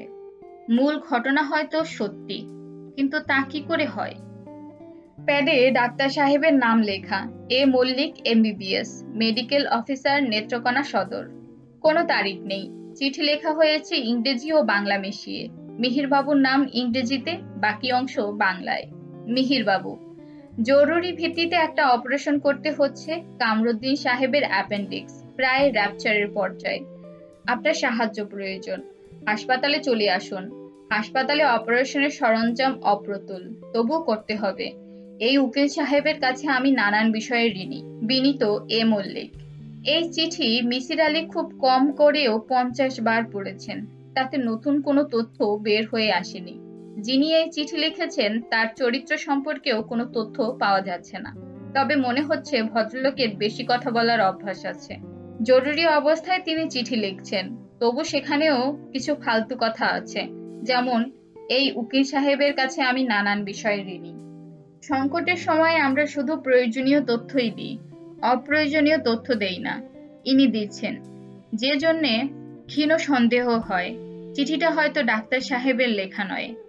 মুনির একটা প্যাড জোগাড় করে নিজেই লিখেছে কিংবা অন্য কাউকে দিয়ে লিখিয়েছে। এখন কথা হলো, এটা সে কেন করবে? তার মোটিভ কি? ঘটনা যদি বিদেশে ঘটতো তাহলে একটা মোটিভ খুঁজে পাওয়া যেত। পাবলিসিটি, পত্রিকায় ছাপা হতো, টিভি প্রোগ্রাম হতো, বিশ্ববিদ্যালয়ের শিক্ষকদের নিয়ে তদন্তকারী টিম বসতো। এক দল বলতো পুরোটাই ভাওতা, অন্য দল বলতো না, ভাওতা নয়, ব্যাপারটার মধ্যে কিছু একটা আছে। আমেরিকায় কানসাস সিটির এক মহিলাকে নিয়ে এরকম হলো। ভদ্রমহিলা সেন্ট পল স্কুলের গেম টিচার। একবার 1 সপ্তাহ স্কুলে এলেন না। 1 সপ্তাহ পার করে যখন এলেন তখন তার চোখ মুখ শুকিয়ে আমসি, দৃষ্টি উদ্ভ্রান্ত। সকলে ডাকলে সাড়া দেন না। 2 বার 3 বার ডাকতে হয়। ভদ্রমহিলা এক অদ্ভুত গল্প বললেন। তার মৃতা মা নাকি এক দুপুরবেলা হঠাৎ তার বাসায় উপস্থিত। স্বাভাবিক মানুষের মতো গল্প শুরু করলেন। লাঞ্চে কি আছে জিজ্ঞেস করে শাওয়ার নিতে গেলেন। তিনি 2 দিন থাকলেন, স্বাভাবিক মানুষের মতো খাওয়া দাওয়া করলেন, ঘুমোলেন, প্রচুর গল্প করলেন, তবে বাড়ি থেকে বেরোলেন না এবং নিজের মেয়েকেও বেরোতে দিলেন না। বেশিরভাগ গল্পই পরকাল সংক্রান্ত, কিছু কিছু উপদেশও দিলেন। বিশেষ কোনো উপদেশ নয়, ধর্মগ্রন্থে যে ধরনের উপদেশ থাকে সে ধরনের উপদেশ। তারপর একদিন ভর দুপুরে যেভাবে এসেছিলেন ঠিক সেভাবেই চলে গেলেন। স্কুল শিক্ষিকার এই ঘটনা নিয়ে সারা আমেরিকায় হইচই পড়ে গেল। ভদ্রমহিলা লাই ডিটেক্টর টেস্ট দিলেন। দেখা গেল তিনি সত্যি কথাই বলছেন। একদল বলা শুরু করলো লাই ডিটেক্টর টেস্ট মানসিক ব্যাধিগ্রস্তদের ক্ষেত্রে প্রযোজ্য নয়। ভদ্রমহিলা মানসিক ব্যাধিগ্রস্ত নাকি ব্যাধিগ্রস্ত নন তা বের করার জন্য আবার বিশেষজ্ঞদের টিম বসলো। হুলস্থুল ব্যাপার। মুনিরের ক্ষেত্রে এই সম্ভাবনা একেবারেই নেই, তবে ব্যক্তিগত বিদ্রোহের কারণেও সে এটা করতে পারে। হয়তো সমাজের প্রচলিত বিশ্বাসগুলো তার পছন্দ নয়, তার অপছন্দের ব্যাপারগুলো সে অন্যদের জানাতে চায়। মিসির আলীকে দিয়ে তার শুরু, পরে অন্যদের কাছে যাবে। মিসির আলী ঠিক করলেন যে করেই হোক ডাক্তার এ মল্লিককে খুঁজে বের করবেন, তাকে এই চিঠি দেখাবেন। এতে রহস্যের অনেকটা সমাধান হবার কথা। ডাক্তার এ মল্লিককে খুঁজে বের করতে কোনো সমস্যা হবার কথা নয়। যেহেতু সরকারি ডাক্তার, স্বাস্থ্য মন্ত্রণালয়ে বলতে পারবেন উনি কোথায় আছেন, কোন পোস্টে আছেন। নিশ্চয়ই তাদের ডাইরেক্টরেট আছে। বাংলাদেশে কোনো কাজই সহজে হয় না। ডাক্তার এ মল্লিকের খোঁজ বের করতে তাকে বিস্তার ঝামেলা করতে হলো। এ বলে ওর কাছে যান, ও বলে আজ না সোমবারে আসুন। সোমবার গিয়ে দেখেন যিনি খবর দেবেন তিনি শালার বিয়েতে চিটাগং চলে গেছেন। শেষ পর্যন্ত খোঁজ পাওয়া গেল ডাক্তার এ মল্লিক বর্তমানে খুলনায় সিভিল সার্জন। তার চাকরির মেয়াদ প্রায় শেষ, কিছুদিনের মধ্যে এলপিআর এ চলে যাবেন। খুলনা যাবার ব্যবস্থাও মিসির আলী চট করে করতে পারলেন না। 2টো কোর্স ঝুলছে মাথার উপর, সেশন জট সামলাবার জন্য স্পেশাল ক্লাস হচ্ছে, মিড টার্ম পরীক্ষা, প্রচুর খাতা জমা হয়ে আছে, খাতা দেখতে হবে। খুলনা যাওয়াটাও এমন নয় যে দিনে দিনে গিয়ে চলে আসা যায়। তিনি মনে মনে একটা পরিকল্পনা করে রেখেছিলেন, মুনিরকে সঙ্গে নিয়েই খুলনা যাবেন। সেই পরিকল্পনাও কার্যকর করা যাচ্ছে না, মুনিরের দেখা নেই। সেই যে ডুব দিয়েছে, ডুবই দিয়েছে, আর উদয় হচ্ছে না। তার ঠিকানা নেই বলে যোগাযোগ করা হচ্ছে না। সে কোথায় থাকে তা একবার মনে হয় বলেছিল, এখন মনে পড়ছে না। মানুষের মস্তিষ্কের একটা মজার ব্যাপার হচ্ছে অপ্রয়োজনীয় তথ্যগুলো সে খুব যত্ন করে মনে করে রাখে, প্রয়োজনীয় তথ্যগুলো মুছে ফেলে। যে টেলিফোন নাম্বারটি মনে করা দরকার সেটি মনে পড়ে না, অথচ প্রয়োজন নেই এমন টেলিফোন নাম্বারগুলো একের পর এক মনে পড়তে থাকে। ডাক্তার এ মল্লিক মানুষটির ছোটখাটো, চেহারায় বয়সের তেমন ছাপ নেই, তবে মাথার সমস্ত চুল পাকা, যেন শরতের সাদা মেঘের একটা টুকরো মাথায় নিয়ে হাসি খুশি ধরনের একজন মানুষ বসে আছেন। ডাক্তার এ মল্লিক বললেন, আমি কি আপনাকে চিনি? জি না, আমার নাম মিসির আলী, ঢাকা বিশ্ববিদ্যালয়ের মনোবিজ্ঞান বিভাগের সহযোগী অধ্যাপক। ও আচ্ছা আচ্ছা, আগে বলবেন তো। আগে বললে কি হতো? না মানে আরো খাতির করে বসাতাম। মিসির আলী হেসে ফেললেন, হাসি থামিয়ে বললেন, আপনি যথেষ্ট খাতির করেছেন। ছুটির দিন কোথায় যেন বেরোচ্ছিলেন, আমাকে দেখে বাতিল করলেন। বাতিল করিনি, বাতিল করলে উপায় আছে? মহিলারা সেজেগুজে বসে আছে, তারা আমাকে জ্যান্ত পুঁতে ফেলবে। হা হা হা। কি ব্যাপার বলুন, আমি না হয় বিকেলে আসি? পাগল হয়েছেন? বিকেলে 2টো প্রোগ্রাম, একটা জন্মদিন, একটা বিয়ে। যা বলবার এক্ষুনি বলুন। আমার নিজের কোথাও বেরোতে ইচ্ছে করছে না, আপনি আসায় একটা অজুহাত তৈরি হলো। বাড়ির মেয়েদের বলতে পারবো কাজে আটকা পড়েছি। হা হা হা। আসুন, আমার একটা ব্যক্তিগত ঘর আছে, সেখানে যাই। ডাক্তার সাহেবের ব্যক্তিগত ঘর দেখার মতো। মেঝেতে কার্পেট, বসার জন্য চমৎকার কিছু রকিং চেয়ার, দেয়ালে অরিজিনাল পেইন্টিং, ঘরটিতে এয়ার কুলারও বসানো। এটা হচ্ছে আমার নিজস্ব ড্রয়িং রুম, খুব নির্বাচিত কিছু অতিথির জন্য। আমি কি খুব নির্বাচিত কেউ? কি জন্য আপনি এসেছেন তা জানবার পর বোঝা যাবে, তবে একটা অনুমান অবশ্যই করছি। ঢাকা থেকে শুধু আমার সঙ্গেই দেখা করতে এসেছেন, সেই থেকেই অনুমানটা করছি। একটু বসুন, ঠান্ডা কিছু দিতে বলি। মিসির আলী অস্বস্তি বোধ করতে লাগলেন। 19-20 বছরের একটি মেয়ে খুব বিনীত ভঙ্গিতে মিষ্টির প্লেট নামিয়ে লাজুক হাসি হাসল। মিসির আলীর অস্বস্তি আরো বাড়ল। তার মন বলছে এই মেয়েটির বিয়ের কোনো কথাবার্তা হচ্ছে এবং তারা ধরেই নিয়েছে তিনি ঢাকা থেকে এই ব্যাপারেই এসেছেন। মেয়েটি দাঁড়িয়ে আছে, যাচ্ছে না। তার উপর এই বোধহয় নির্দেশ। কি নাম তোমার খুকি? আমার নাম মীরা। বাহ, খুব সুন্দর নাম। কি পড়ো? বরিশাল মেডিকেল কলেজে পড়ি। বাহ, ডাক্তারের মেয়ে ডাক্তার। এখন কি কলেজ ছুটি? জি না, বাবা হঠাৎ আসতে লিখলেন। মেয়েটি কথা শেষ করলো না। হঠাৎ অস্বাভাবিক লজ্জা পেয়ে গেল। মিসির আলী মনে মনে ভাবল, চমৎকার একটি মেয়ে। এই মেয়ের বিয়ের সঙ্গে কোনো না কোনো ভাবে যুক্ত থাকা একটা ভাগ্যের ব্যাপার। মীরা, তুমি এখন যাও, তোমার বাবাকে পাঠিয়ে দাও। ডাক্তার সাহেব ঘরে ঢুকলেন হাসি মুখে। কেমন দেখলেন আমার মেয়েকে? খুব ভালো মেয়ে, চমৎকার মেয়ে। আমি কিন্তু আপনার মেয়ের বিয়ের কোনো ব্যাপারে আসিনি, অন্য ব্যাপারে এসেছি। তবে মীরার বিয়ের ব্যাপারে কোনো সাহায্য করতে পারলে অত্যন্ত খুশি হব। ডাক্তার সাহেব নিভে গেলেন। মিসির আলীর বেশ খারাপ লাগলো। ঢাকা থেকে কি কারোর আসার কথা ছিল? জি ছিল, গত পরশু আসার কথা। সেই জন্যই মেয়েটাকে বরিশাল থেকে আনালাম। আমার বড় মেয়ে থাকে রাজশাহী, সেও এসেছে। মোটামুটি একটা বেইজ্জতি অবস্থা। নিশ্চয়ই কোনো একটা ঝামেলা হয়েছে, যে জন্য আসতে পারছে না। তা তো হতেই পারে, কিন্তু খবর তো দেবে। আপনি যদি চান তাহলে তৃতীয় পক্ষ হয়ে ঢাকায় ফিরে গিয়ে খোঁজ নিয়ে আপনাকে জানাতে পারি। ডাক্তার সাহেব হ্যাঁ না কিছুই বললেন না। তার ভঙ্গি দেখে মনে হচ্ছে প্রস্তাবটি তার পছন্দ হয়েছে, তবে সরাসরি হ্যাঁ বলতে তার বাধছে। সম্ভবত স্ত্রীর সঙ্গে প্রথম আলাপ করবেন, তারপর বলবেন। মিসির আলী বললেন, আমি কি জন্য এসেছি সেটা কি আপনাকে বলবো? হ্যাঁ বলুন। আপনি কি অনেকদিন নেত্রকোনায় ছিলেন? হ্যাঁ ছিলাম, 5 বছর ছিলাম নেত্রকোনা সদর হাসপাতালে। সে তো অনেক দিন আগের কথা। কামরুদ্দিন সাহেব নামে কাউকে চিনতেন? উকিল, বেশ নামকরা। খুব ভালো করে চিনতাম। অত্যন্ত মেজাজি লোক ছিলেন, অসম্ভব দিলদরিয়া। টাকা রোজগার করত 2 হাতে, খরচ করত 4 হাতে।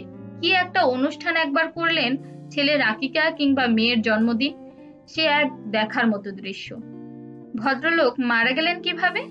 অ্যাপেন্ডিসাইটিস। মফস্বল শহরের অবস্থা তো বুঝতেই পারছেন। অপারেশনের সেরকম সুবিধা নেই। আমিও ছিলাম না, থাকলে একটা কিছু অবশ্যই করতাম।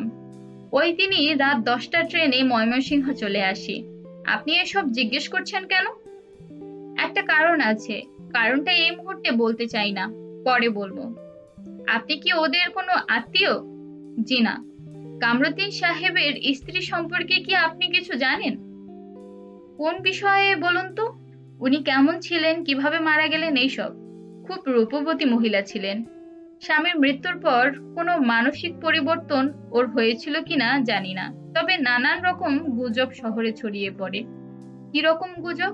অভিভাবকহীন রূপবতী মেয়েদের নিয়ে যেসব গুজব সাধারণত ছড়ায় সেই সব আর কি। সহজলভ্য মেয়ে, এইসব কথাবার্তা। পুরুষদের খুব আনাগোনাও নাকি ছিল। মারা যান কিভাবে সেই সম্পর্কেও নানান গল্প আছে, কুৎসিত গল্প।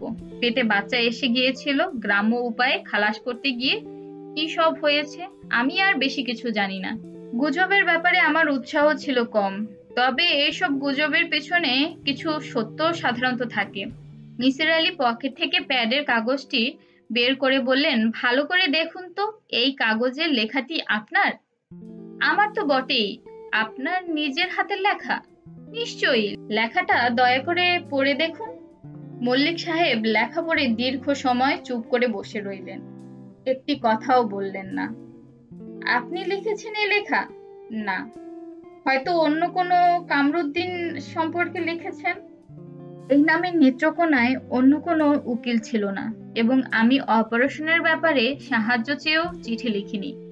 হয়তো আপনার মনে নেই। দেখুন প্রফেসর সাহেব, আমার স্মৃতিশক্তি ভালো। আপনার ব্যাপারটা আমি কিছু বুঝতে পারছি না। আপনি কি কোনোভাবে আমাকে বিপদে ফেলার চেষ্টা করছেন? ছি ডাক্তার সাহেব, ভুলেও এরকম কিছু ভাববেন না। আমি একটা জটিল রহস্যের জট ছাড়াবার চেষ্টা করছি। এর বেশি কিছু না। আমি আজ উঠি। আমার লেখা এই চিঠি আপনাকে কে দিল? অন্য একদিন আপনাকে বলবো। অন্য কোনো দিন আপনাকে আমি পাবো কোথায়? আমি আমার ঠিকানা দিয়ে যাচ্ছি। মিসির আলী ঠিকানা লিখলেন। মল্লিক সাহেব অবাক হয়ে বললেন, আপনি জিগাতলায় থাকেন? জি। রহমান সাহেবের বাসা চেনেন? 22/13 তিনতলা বাড়ি, আই স্পেশালিস্ট টি রহমান। জি না, তবে আপনি যদি তাদের কাছে কোনো খবর পাঠাতে চান, আমি ঠিকানা বের করে খবর পৌঁছে দেব। কোনো খবর দিতে হবে না। ও বাড়ি থেকেই কি কারো আসার কথা ছিল? আপনি কি করে বুঝলেন? অনুমান করছিলাম। ডাক্তার এ মল্লিক অপ্রসন্ন চোখে তাকিয়ে আছেন। তিনি চিন্তিত ও বিরক্ত। তার আজকের ছুটির দিনটি নষ্ট হয়েছে। যাই ডাক্তার সাহেব। তিনি জবাব দিলেন না। মতিঝিল পাড়ার অফিস, নাম আলফা ট্রান্সপোর্ট। নাম থেকে কিছু বোঝা যাচ্ছে না, তবে কাজকর্ম পাঁচমিশালি। Automobile, insurance, travel agency, eventing. বৃহস্পতিবার অর্ধেক দিন অফিস। মুনিরের হাতে তেমন কাজ নেই। সে বসেছে অ্যাসিস্ট্যান্ট ক্যাশিয়ার নিজামুদ্দিন সাহেবের পাশে। নিজামুদ্দিন সাহেবের ব্যালেন্স শিটে 17 টাকার গন্ডগোল। হিসাব মিলছে না। তিনি মুনিরকে ডেকে নিয়ে গেছেন, যাতে সে ঠান্ডা মাথায় ফিগারগুলি চেক করতে পারে। নিজামুদ্দিন সাহেবের বয়স 50-এর কাছাকাছি। এলডি ক্লার্ক হয়ে ঢুকেছিলেন। 2টো প্রমোশন পেয়ে অ্যাসিস্ট্যান্ট ক্যাশিয়ার হয়েছেন। গত বছর একটা গুজব উঠেছিল তিনি অফিসার্স গ্রেড পাচ্ছেন। তা পাননি। তার 5 বছরের জুনিয়র শমশের সাহেব পেয়েছেন। এই নিয়ে নিজামুদ্দিন সাহেবের মনে কোনো ক্ষোভ নেই। দিনের শেষে ক্যাশিয়ার হিসাব পুরোপুরি মিটে গেলেই তিনি মহা খুশি। এই হিসাব তার প্রায়ই মেলে না। তখন তাকে দেখে মনে হয় তার মাথা খারাপ হতে বেশি বাকি নেই। এই মানুষটিকে মুনিরের খুব পছন্দ। ভদ্রলোক সবকিছুই অত্যন্ত দ্রুত করেন। দ্রুত কথা বলেন, দ্রুত লেখেন এবং দ্রুত রেগে যান। অতি দ্রুত রাগ চলেও যায়। তখন ধরা গলায় বলেন, মিস্টেক হয়েছে। মনের মধ্যে কিছু রাখবেন না, তাহলে কষ্ট পাবো। এক্সকিউজ করে দেন।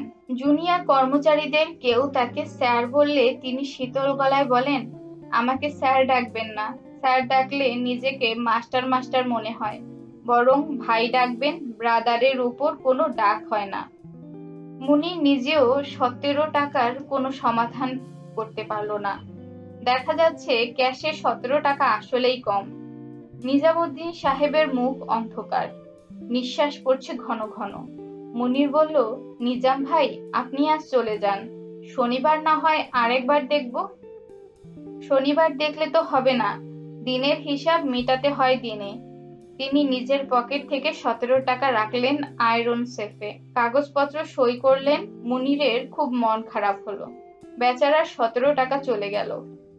এই জন্য নয় যে হিসাবের জন্য ভদ্রলোকের এই মমতা, সেই হিসাব মিলছে না দেখে। মুনিরের মনে হচ্ছে এই সরল সহজ মানুষটা হয়তো কেঁদে ফেলবে। নিজাম ভাই, কি? আসুন আরেকবার আমরা দুজন মিলে বসি। চেক এবং কাউন্টার চেক, ভাউচারগুলিও দেখেন। কোনোটা হয়তো ইংরেজিতে লেখা, তুলেছেন বাংলায়। নিজামুদ্দিন সাহেবের চোখ মুখ উজ্জ্বল হয়ে উঠল। তিনি অত্যন্ত উৎসাহে কাগজপত্র বের করলেন। মুনির কাগজপত্র নিয়ে বসতে পারল না। এজিএম কাদের সাহেব ডেকে পাঠালেন। নরম গলায় বললেন, আমাকে কয়েকটা জিনিস টাইপ করে দিতে পারবে? প্রশ্ন থেকেই বোঝা যায় অফিসের কোনো কাজ নয়। অফিসের কাজ হলে বলতেন, খুব জরুরি, টাইপরাইটার নিয়ে বসে যাও, মিস্টেক যেন না হয়, স্পেসিং ঠিক রাখবে। এখন তা বলছেন না, নরম স্বরে কথা বলছেন। এজিএম ধরনের কেউ নরম স্বরে কথা বলে, এটাও এক অভিজ্ঞতা। একটু এক্সট্রা টাইম কাজ করতে হবে, পারবে? পারবো স্যার। গুড। কাদের সাহেব মানিব্যাগ খুলে অনেক চিন্তা ভাবনা করে একটা 10 টাকার নোট বের করলেন। নাও, দুপুরে কিছু খেয়ে নিও। কিছু লাগবে না স্যার। আরে নাও নাও। মুনির হাত বাড়িয়ে টাকা নিল। নিজেকে তার ভিখারির মতো মনে হচ্ছে, অথচ না নিয়েও উপায় নেই। কাদের সাহেব টাকা না নেয়ার অন্য অর্থ করে বসতে পারেন। কতক্ষণ লাগবে? ঘন্টাখানেক। গুড। আমি একটু বেরুচ্ছি, 1 ঘন্টা পরে এসে নিয়ে যাব, ঠিক আছে? জি আচ্ছা স্যার। 1টার মধ্যেই কাজ শেষ। এজিএম সাহেবের দেখা নেই। অফিস খালি হয়ে গেল 1:30টার মধ্যে। দারোয়ান তালা চাবি লাগিয়ে দিল। নিজাম সাহেব বললেন, তুমি বারান্দায় দাঁড়িয়ে থাকবে নাকি? এছাড়া আর কি করব? একা একা কতক্ষণ দাঁড়াবে? আমিও অপেক্ষা করি। আপনি চলে যান নিজাম ভাই, স্যার এসে পড়বেন। জরুরি কাজ। জরুরি কাজ না হাতি, জরুরি কাজ হলে চলে যেত না, পাশে বসে থাকতো। আপনি চলে যান নিজাম ভাই, একা তোমাকে রেখে চলে যেতে খারাপ লাগছে। আমি বেশিক্ষণ থাকবো না, এই ঘন্টাখানেক। ঘন্টাখানেক নয়, মনির সন্ধ্যা পর্যন্ত অপেক্ষা করলো। কাগজগুলো হয়তো জরুরি। আগামীকাল ছুটি। কাদের সাহেব এই ছুটির মধ্যে তাকে খুঁজে পাবেন না। সেও কাদের সাহেবের বাসার ঠিকানা জানে না। মুনিরের রীতিমতো কান্না পেতে লাগলো। বারান্দায় ঘন্টার পর ঘন্টা দাঁড়িয়ে থাকা খুবই কষ্টের। সময় কাটতেই চায় না। দুপুরে কিছু খাওয়া হয়নি, প্রচন্ড খিদে লেগেছে। অফিসের পাশেই চায়ের দোকান আছে একটা। টোস্ট, কলা এইসব পাওয়া যায়, কিন্তু যেতে ইচ্ছে করছে না, বরং নিজেকে কোনো না কোনো ভাবে কষ্ট দিতে ইচ্ছে করছে।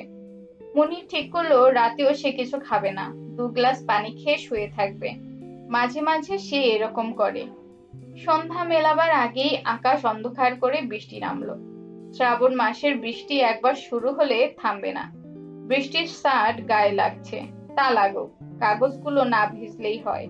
মুনির সদর দরজা ঘেঁষে দাঁড়িয়ে আছে, পা টাটাচ্ছে, বসে পড়তে ইচ্ছে করছে। বৃষ্টির জন্য বেশ কয়েকজন ভিখারিনী আশ্রয় নিয়েছে। খুব অল্প সময়েই এরা কেমন গুছিয়ে নিয়েছে, পা ছড়িয়ে গল্পগুজব করছে। একজন আবার রাস্তা আড়াল করে বসে বিড়ি ধরিয়েছে। মুনিরকে দেখে একটু লজ্জা লজ্জা পাচ্ছে। অন্য একজনের কোলে ছোট একটা বাচ্চা, সে বাচ্চাটির সঙ্গে নিচু গলায় কি সব গল্প করছে। এরকম ছোট 3-4 বছরের শিশুর কোনো গল্প বোঝার কথা নয়, কিন্তু শিশুটি মনে হয় বুঝতে পারছে। বৃষ্টি কমার কোনো লক্ষণ নেই। রাস্তায় 1 হাঁটু পানি। এই পানি ভেঙে এসডিএম সাহেবের গাড়ি আসবে না। তিনি নতুন গাড়ি কিনেছেন। গাড়ির গায়ে 1 ফোঁটা পানি পড়লে আটকে ওঠেন। বৃষ্টির বেগ ক্রমেই বাড়ছে। শ্রাবণ মাসে ঝড় হবার কথা শোনা যায় না। বাতাসের গতিক দেখে মনে হচ্ছে ঝড় হবে। পাশের চায়ের দোকান ঝাঁপ বন্ধ করছে। মুনির, এই মুনির! মুনির চমকে উঠল। নিজামুদ্দিন সাহেব, পায়জামা হাঁটু পর্যন্ত তোলা, মাথায় ছাতা থাকা সত্ত্বেও ভিজে জবজব করছে। পাঞ্জাবি লেপ্টে গায়ের সঙ্গে মিশে আছে। আমার তাই সন্দেহ হচ্ছিল, এজন্যই এলাম। তুমি আছো এখনো? বৃষ্টিতে আটকা পড়েছি। বৃষ্টি তো শুরু হলো সন্ধ্যাবেলায়। কোন আক্কেলে তুমি সন্ধ্যা পর্যন্ত দাঁড়িয়ে রইলে? তুমি কি বায়েজিদ বোস্তামি? আবার হাসছো? এর মধ্যে হাসির কি হলো? আপনি আমার খোঁজে আবার এলেন? আসবো না তো কি করব? বৃষ্টি নামার সঙ্গে সঙ্গে আমার মনে হলো তুমি এখনো আছো। এর নাম হচ্ছে ইনটিউশন। এখন চলো আমার সঙ্গে, নাকি সারা রাত দাঁড়িয়ে থাকবে? কোথায় যাব? আমার বাসায়। আমার সঙ্গে আজ খাবে। তুমি মহা মূর্খ, মহা মহা মূর্খ। নিজাম সাহেবের বাসা ভূতের গলিতে। 2 কামরার টিনের ঘর। কাঁচা রাস্তা পার হয়ে যেতে হয়। জায়গায় জায়গায় খানাখন্দ। স্ট্রিট লাইট নেই। ইলেকট্রিসিটি না থাকায় সমস্ত অঞ্চলটাই অন্ধকারে ডুবে আছে। নিজাম সাহেব হাত ধরে ধরে মুনিরকে নিয়ে যাচ্ছেন। কাদায় পানিতে দুজনই মাখামাখি। নিজাম সাহেব সারা পথ গালাগালি করতে করতে আসছেন। কিছুক্ষণ পর পর বলছেন, তুমি মহামূর্খ। মুনিরের বড় ভালো লাগছে। অনেক দিন পর সে কোনো মানুষের মধ্যে এমন গাঢ় মমতার পরিচয় পেল। এই ঝড় বৃষ্টির রাতে ভদ্রলোক একা একা গিয়েছেন খোঁজ নিতে। বাড়ি পৌঁছা মাত্র গরম পানির ব্যবস্থা হলো। নিজাম সাহেব ঠেলে তাকে বাথরুমে ঢুকিয়ে দিলেন। বাথরুম অন্ধকার। সারা বাড়িতে একটা মাত্র হেরিকেন। মুনির, জি? তাকে সাবান আছে? কিছু তো দেখতে পাচ্ছি না। দরজা বন্ধ করার দরকার কি, খোলা রাখো। মুনির দরজা অল্প একটু ফাঁক করলো। ভেতর বাড়ির সবটা দেখা যাচ্ছে। ফ্রক পরা কিশোরী একটা মেয়ে বারান্দায় কেরোসিন কুকারে রান্না চড়িয়েছে। মেয়েটির পাশে ভেজা কাপড়ে নিজাম সাহেব কি যেন বলছে মেয়েকে, আর মেয়ে বারবার হেসে উঠছে। অন্ধকারে এই হাসির শব্দ এত মধুর লাগছে। বাড়িতে আর কোনো লোকজন নেই। নিজাম সাহেবের স্ত্রী মারা গেছেন অল্প কিছুদিন আগে। দেশের বাড়িতে গিয়ে জ্বরে পড়েছিলেন। জ্বরের সঙ্গে ধীরে ধীরে আরো সব উপসর্গ যুক্ত হলো। খবর পেয়ে নিজাম সাহেব গেলেন দেশে। 3 দিনের আর্নড লিভ নিয়ে গিয়েছিলেন। 2 দিনের দিন ফিরে এসে যথারীতি হিসাবের খাতা নিয়ে বসলেন। বিকেলে অফিসের ছুটির পরও বসে রইলেন। মনির এসে বলল, নিজাম ভাই বাসায় যাবেন না, নাকি আজও হিসাবে গন্ডগোল আছে? নিজাম সাহেব শান্ত গলায় বললেন, অন্যের হিসাব মিলিয়ে দিয়েছি, নিজেরটা মেলে না। আমার স্ত্রী মারা গেছে। বাড়ি গিয়ে দেখি 10 মিনিট আগে ডেড বডি কবর দিয়ে ফেলেছে। অনেকেই বলছিল কবর থেকে আবার তোলা হোক, শেষ দেখা। আমি নিষেধ করলাম। নিজাম সাহেব উঠে দাঁড়ালেন। তার চেহারায় বা আচার আচরণে শোকের কোনো ছাপ নেই। অফিসের হিসাব না মিললে এই লোকটি অনেক বেশি বিচলিত হয়। পাটি বিছিয়ে খাওয়ার আয়োজন। উচ্ছে ভাজা, চিংড়ি মাছ, ডাল এবং একটা সবজি। কিশোরী মেয়েটি খাবার তুলে তুলে দিচ্ছে। মেয়েটির মুখ গোলাকার, নাক ঈষৎ চাপা, তবু ভারী মিষ্টি লাগছে মেয়েটিকে। মেয়েটির কথাবার্তায় কোনো আড়ষ্টতা নেই, যেন মনিরকে সে অনেক দিন থেকে চেনে। মেয়েটি মিষ্টি রিনরিনে গলায় কথা বলছে এবং খুব কৌতূহলী চোখে মনিরকে দেখছে। বাবা প্রায়ই বাসায় এসে বলেন আপনি নাকি বাবার হিসেব মিলিয়ে দিয়েছেন। প্রতি বৃহস্পতিবার অফিসে যাবার সময় বলেন ছেলেটিকে দাওয়াত করব। আপনাকে বোধহয় আর বলেন না, নাকি বলেন আপনি আসেন না? মুনিরের কেন জানি লজ্জা করছে। 14-15 বছরের বাচ্চা একটি মেয়ে, তবুও কেন মনির সহজ হতে পারছে না। নিজাম ভাই, আপনার কি একটিই মেয়ে? হ্যাঁ, বিনুর বড় একটা ভাই ছিল, জন্মের পরপরই মারা গেছে। আপনার মেয়ে কি পড়ে? বিনু হেসে ফেলে বলল, আপনি বাবাকে জিজ্ঞেস করছেন কেন? আমাকে জিজ্ঞেস করুন। আপনি এত লজ্জা পাচ্ছেন কেন? কি পড়ো তুমি? আইএ। নিজাম সাহেব বললেন, আর পড়াশোনা হবে না, বিয়ে ঠিক হয়ে গেছে। এদেশে বিয়ের পর মেয়েদের পড়াশোনা হয় না। মুনির বিনুর দিকে তাকিয়ে বলল, কোথায় বিয়ে ঠিক হয়েছে? বিনু আবার হেসে ফেলল। হাসি মুখে বলল, যেসব প্রশ্ন বাবাকে করা দরকার সেসব প্রশ্ন আপনি করছেন আমাকে, আর যেসব প্রশ্ন আমাকে করা দরকার সেসব করছেন বাবাকে। আপনি মানুষ এত অদ্ভুত কেন? তুমি কিছু মনে করো না। না, কিছু মনে করছি না। আপনার কি গরম লাগছে? গরম লাগবে কেন? গরম লাগছে না। ঘামছেন কেন? বিনুর প্রশ্নের সঙ্গে সঙ্গে ব্যাপারটাও ঘটল। চোখের সামনের জগৎ হঠাৎ কেমন ঘোলাটে হয়ে গেল। শব্দ অস্পষ্ট। ঘোলাটে আলোর তীব্রতা দ্রুত কমছে। কোনো শব্দ শোনা যাচ্ছে না। মুনির তলিয়ে যাচ্ছে শব্দহীন আলোহীন এক জগতে। শরীরের কোনো ইন্দ্রিয় কাজ করছে না। এই অবস্থা কতক্ষণ ছিল মনিরের মনে নেই। ঘোর কাটলো। কিছু কিছু আলো সে দেখতে পাচ্ছে। 2-1টা শব্দ কানে আসছে। মুনির ক্লান্ত গলায় বলল, পানি খাবো।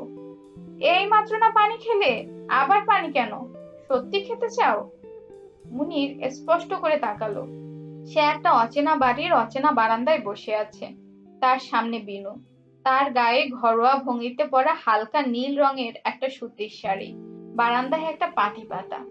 বিনু বসেছে পাটিতে। সে একটা চেয়ারে বসে আছে। রাত। বারান্দায় চাঁদের আলো আছে। এই, সত্যি সত্যি পানি চাও? চাই। বিনু উঠে গেল। এই বাড়ি কার? এই মেয়েটির সঙ্গে তার কি সম্পর্ক? জায়গাটা কোথায় সে কিছুই জানে না। বছর খানেক আগে প্রথম যা হয়েছিল এও কি তাই? তার কি দুটো জীবন? এই দুটো জীবন কি পাশাপাশি চলছে? নাও, পানি নাও। মুনির যন্ত্রের মতো হাত বাড়ালো। ঠান্ডা কনকনে পানি। ও কি, গ্লাস হাতে বসে আছো কেন? এটা কোন জায়গা? এ আবার কি রকম কথা? কোন জায়গা মানে? এমনি বললাম। চলো শুয়ে পড়ি। আর কতক্ষণ বারান্দায় বসে থাকবে? মুনির যন্ত্রের মতোই একটা ঘরে ঢুকলো। এটাই বোধহয় শোবার ঘর। বেশ বড় লোকের বাড়ি মনে হচ্ছে। সুন্দর করে সাজানো। দেয়ালে 3-4 বছরের একটা ফুটফুটে শিশুর ছবি। মেয়েটি বলল, শোনো, চট করে ঘুমিয়ে পড়বে না। বাবার চিঠির জবাব দিয়ে তারপর ঘুমোবে। আমার তো মনে হয় তুমি তার চিঠি পড়োনি এখনো। নাকি পড়েছো? না। পড়ে শোনাবো? শোনাও। মেয়েটি ড্রয়ার খুলে চিঠি বের করলো। গলার স্বর বুড়ো মানুষের মতো করে পড়তে শুরু করলো। টুনু, তুমি দীর্ঘদিন যাবৎ আমার পত্রের জবাব দিতেছ না। ইহার কারণ বুঝিতে আমি অক্ষম। একজন বৃদ্ধ মানুষের পত্রের জবাব দেওয়া সাধারণ ভদ্রতা। চাকরি এবং সংসার নিয়ে তুমি ব্যস্ত, আমি জানি। দুনিয়ার সকলেই ব্যস্ত, কেহ বসিয়া নাই। তোমার মা বাতে আক্রান্ত, আয়ুর্বেদীয় চিকিৎসা চলিতেছে। তবে আমার ইচ্ছা তাহাকে ঢাকায় আনিয়া কোনো বড় ডাক্তারকে দিয়া দেখানো। ঢাকায় বাত রোগের কোনো নামী ডাক্তারদের সন্ধান লইও। বৌমাকে আদর ও স্নেহ চুম্বন দিবে। তাহাকে অতি শীঘ্রই পৃথক পত্র দিব। ইতি চিঠি পড়া শেষ করে মেয়েটি বলল, দেখলে তোমার ওপর কিরকম রাগ করেছেন। একটা চিঠি লিখতে কতক্ষণ লাগে বলো তো? কাগজ কলম এনে দিই। মুনির সেই প্রশ্নের জবাব না দিয়ে দেয়ালে টাঙানো ছবিটির দিকে তাকিয়ে বলল, এটা কার ছবি? মেয়েটি দীর্ঘ সময় মুনিরের দিকে তাকিয়েই রইল। তার চোখ ছলছল করছে। এই শিশুটি সম্ভবত তাদেরই, এবং খুব সম্ভব শিশুটি বেঁচে নেই। তার জন্য মুনিরের কোনো দুঃখ বোধ হচ্ছে না, কারণ এই শিশুটিকে সে চেনে না। অতীতের কিছুই তার মনে পড়ছে না। সে দেখছে শুধু বর্তমান, এবং অদ্ভুত কোনো বর্তমান। এই বর্তমানের কোনো ব্যাখ্যা নেই। মুনির আবার বলল, ছবিটা কার? মেয়েটি তীক্ষ্ণ কণ্ঠে বলল, তোমার কি হয়েছে? ছবি কার জিজ্ঞেস করছো কেন? তুমি জানো না ছবি কার? বলতে বলতে মেয়েটি ফুপিয়ে উঠল। মুনিরের ঘোর কেটে গেল। সে আগের জায়গাতেই আছে, ভাত মাছ খাচ্ছে। বিনু মেয়েটি পাতে 1 চামচ ডাল দিল। নিজাম সাহেব বলল, দই আছে? দই আছে, দই দে। ডালের সঙ্গে মিশিয়ে খাও, ভালো লাগবে। বিনু বলল, দই কিন্তু বাবা নেই, বেড়াল মুখ দিয়েছিল, ফেলে দিয়েছি। ইস, আপনার বোধহয় খাওয়ায় খুব কষ্ট হলো। না, কষ্ট হয়নি। এমন দিনে বাবা আপনাকে নিয়ে এসেছে যে কোনো বাজার নেই, একটা যে ডিম ভেজে দেব সে উপায়ও নেই।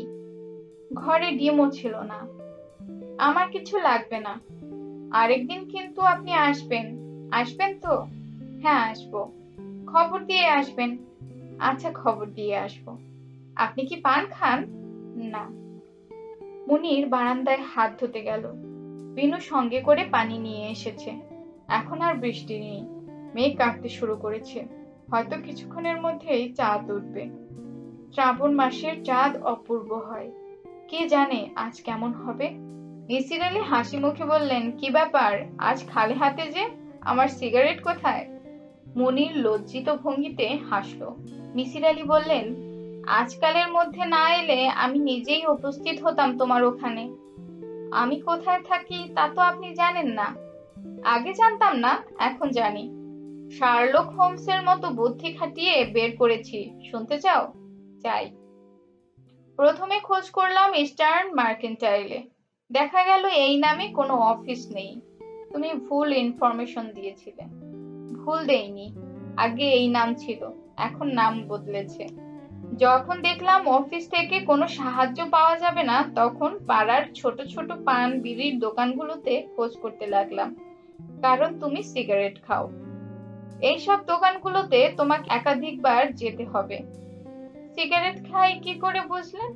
আপনার সামনে তো কখনোই খাইনি। তোমার পকেটে দেশলাই দেখেছি। তাছাড়া যে সিগারেট খায় সেই সাধারণত অন্যকে সিগারেট উপহার দেবার কথা ভাবে। দোকান থেকেই খোঁজ পেলেন? হ্যাঁ।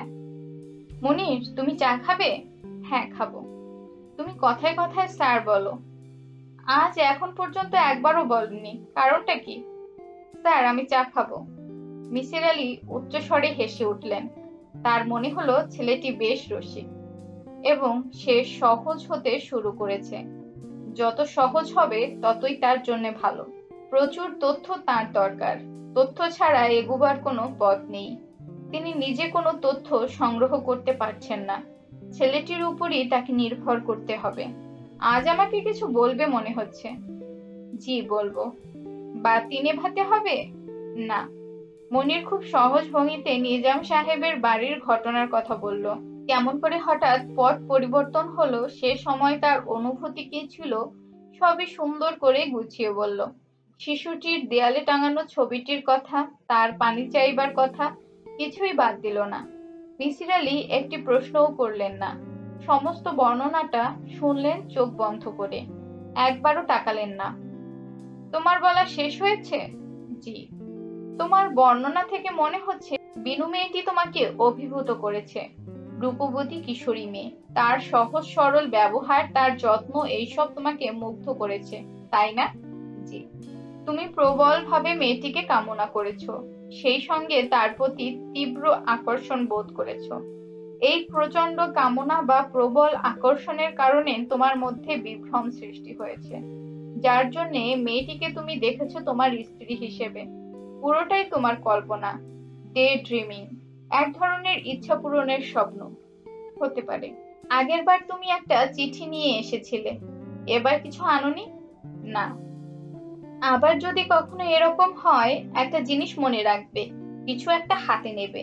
খবরের কাগজ হলে খুব ভালো হয়। খবরের কাগজ দিয়ে কি করবেন? খবরের কাগজে একটা তারিখ থাকে, এই তারিখটা দেখব।